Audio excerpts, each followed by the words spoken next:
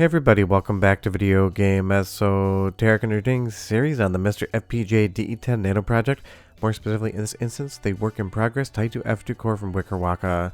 Last time we took a look at this, there were some more games running, but there were still a few visual glitches. But since then, Wickerwaka has updated the core, bringing in another handful of games that are just seeming to work relatively well. We're starting off here with Mega Blast, definitely a little bit of a deep cut on the shmup front from Taito, but definitely a game worth playing. And as far as its performance in the core is concerned right now, if it's doing anything other than what original hardware would do, I really can't tell. Now you're going to see in this core, it definitely isn't done, and there are going to be some glitches in some games, but other games seem to work totally fine. That is down to the fact that pretty much every Taito F2 board could do something different with the hardware.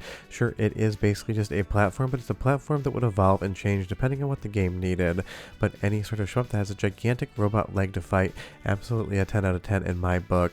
This game is weird, it's fun, it might not be the best shmup out there, but it's a great addition to the MiSTer FPGA library as far as arcade cores are concerned, and hopefully maybe Wickerwaka one day will want to take on the Taito F3 arcade board. Really hardware-wise, nothing in common with F2, but just something I'd love to see. But you'll see here as we come down into the next area, that color gradient looks exactly as it should. All of the sprites are on screen, all of the audio is working, and the controls feel absolutely spot on. Now we are going to be previewing some new games that work in this core as well that are going to be spinner-based. So if you don't have a spinner yet for your MiSTer FPGA or retro gaming setup and you want to play some of these games, now might be the time to think about grabbing one, because we do have a couple other games on MiSTer FPGA that can utilize a spinner, but there's a decent set of games on the F2 that do use it. And you'll see here in the first boss battle, everything again just seems to work perfectly fine. I watched this footage more than once trying to find anything about it that I could point to say that it wasn't doing what I would expect, and honestly, I wasn't able to detect a single thing. Now if Mega Blast is your favorite game, definitely pay close attention. You tell me if you see anything out of place, whether it be a pixel or any sort of sprite corruption, but for me personally, everything seems to work until you get to the second boss here, because you'll see that ship is stuck at a 45-degree angle and the boss animation keeps going and you have no controls. There's still some bugs on this one, but it is worth checking out. Let's move on to the next game in the list. And that's going to be Drift Out from Visco. Now this is the type of game you're either going to love it or hate it. There is no in between, but I love what the developers did by basically making up their own brands as far as the cars are concerned. Subaru, BWM, stuff like the Mitsubishi. They're trying to hide the fact that they're using trademark names, but they're doing it in such a poor way that everyone knows what they're talking about, but it does make me laugh. I'd love to drive a Mitsubishi out there somewhere one day. But this is the type of game, if you're into top-down or isometric driving games, you might love it. Something like Neo Drift Out on the Neo Geo, but honestly, this is the type of thing that just absolutely breaks my brain every time I play something like it. And the controls, again, maybe not 100% buttoned up here unless you have that spinner, but it's one of those things. These games were popular, especially when you couldn't really do 3D as far as arcade games are concerned. Sure, you had the sprite scalers that would kind of emulate that 3D look, but you also had all of these top-down racers. Now I know a ton of people love games like this. I want to love them, I'm just never good at them whatsoever, and big thanks to Andy D for helping with some of the captures.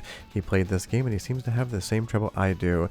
There's just something about having to actually navigate a race course from that top-down view and trying to turn and drift when you're actually just looking from that bird's eye view. I've never been good at it, but leave me a comment down below and you tell me, is this the type of thing you enjoy and excel at, or you always had the same problems?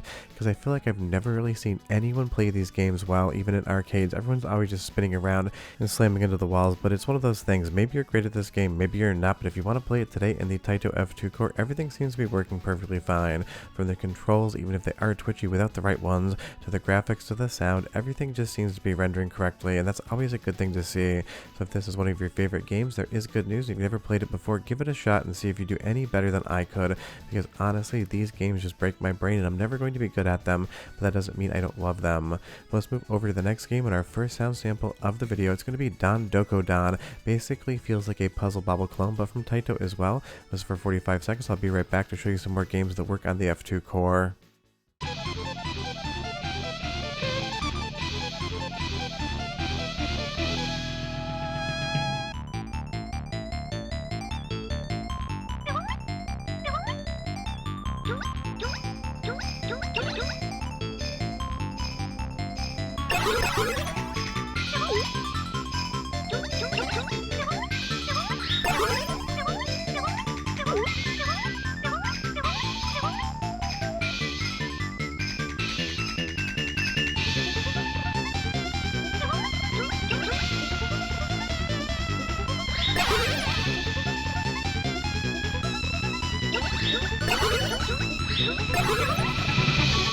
I mean, Taito always made an incredible soundtrack, and Dan Doko Dan is no different, and honestly, it's basically just a mixture of all of Taito's best games up to this point in time. You got some New Zealand story in there, you got some Bubble Bobble, you got some Parasol Stars, basically just with a completely different theming, and Taito, I would probably say, was the best at making these single-screen action platform games. They're challenging, they're unique, there's a ton of different items hidden within the world, and just like Bubble Bobble, to actually see the best ending, you're going to have to put some work in here. But this is another game on the core. If there's any issues whatsoever, I wasn't able to detect them. The graphics seem to work. You can just play the game. Now, I haven't beaten this and sat down and actually tried to get to the end, but I have talked to a few other people that tested it, and they were able to see the credits, so that definitely seemed like you would just be able to go in and play it today. And that's going to be awesome, because I feel like more so than any other game on this video, this is one that most people probably aren't aware of, but leave me a comment down below and tell me if you played it or not. And the door that our elf character comes out of feels exactly like it's from New Zealand story in all the best ways. And again, Taito was just so good at the single screen platform. We have so many examples of them just absolutely nailing this. Bubble Bobble, Bubble Symphony, Bubble Memories, Parasol Stars. This is definitely in that same vein. Maybe not as charming graphically as something like the Bubble Bobble franchise, and definitely not something people remember as fondly, but it is a game. You can play it today, and I can't recommend it enough, especially if you bring a friend along for the ride. You're going to have a ton of fun. Well, let's move back into another shmup, and the fourth game that's going to be working on the core, Space Invaders. Another really fun entry on the Taito F2. Definitely a little bit quote-unquote antiquated as far as the gameplay is concerned, but that's because it's basically trying to be a modern Space Invaders, and obviously that was kind of where the shmup genre got its birth a little bit.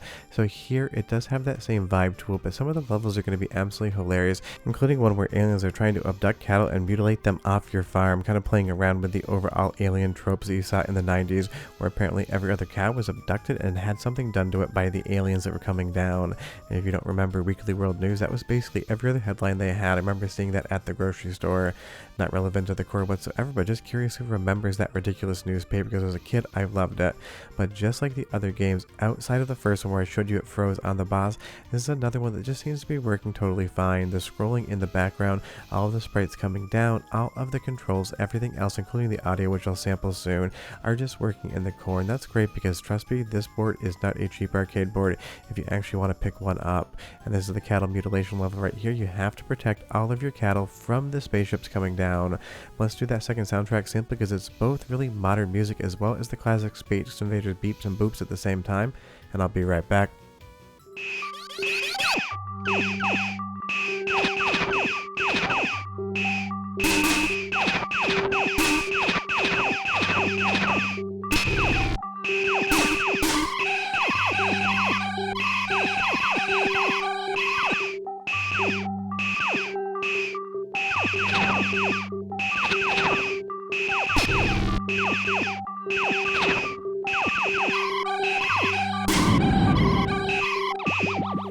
It's a really fun mix of modern Taito music as far as the year of release is concerned, with those classic sound effects from Space Invaders. I'm glad they kept those old sound effects, because honestly it has that new and old vibe all at the same time. You'll see here as we get further in, the game is just going to get more complex.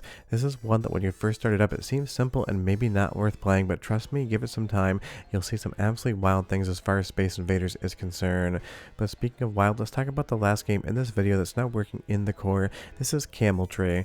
Why is it called Camel Tree? Yes, like the animal? I have absolutely no idea whatsoever. It is one of the strangest names as far as the game is concerned, but it is a ton of fun. Now this one is one that does use a spinner if you want to. You can use analog in the core to be able to make it work, and you can definitely slow down the speed, but if you don't have a spinner, again, this one isn't going to be one that you're going to get the maximum control out of. But it is a very simple game. Rotate the screen and get your marble to the end of the maze before time runs out. There's going to be different power-ups, there's going to be different things that are going to take time away from you, and it is actually going to become a very addictive experience. And even I don't actually have a spinner for MiSTer FPGA, because none of the games so far that use them have really been any of my favorite titles of all time, so it's one of those things I just never actually picked one up. But tell me down below, do you have a spinner for your MiSTer? And if not, would a game like Camel Tree actually make you want to purchase one? We got through the first level here, everything seems to be working correctly. We got our lucky chance so we can move on to the next level, and basically like every other game in this video, if there's anything wrong with the visuals here, how the game is is rendering, I would have no idea whatsoever. And if you like this type of game, it is a ton of fun. If you've never played one before, give it a shot. It's one of those things, you think you're going to play it for maybe 5-10 minutes, but then you get stuck on a level, you become addicted, and you'll spend 35-45 minutes just trying to get past that last level before you move on with your day. And that's what I love about arcade cores and arcade games in general. There's so many different genres, including stuff that you wouldn't really see much of at home.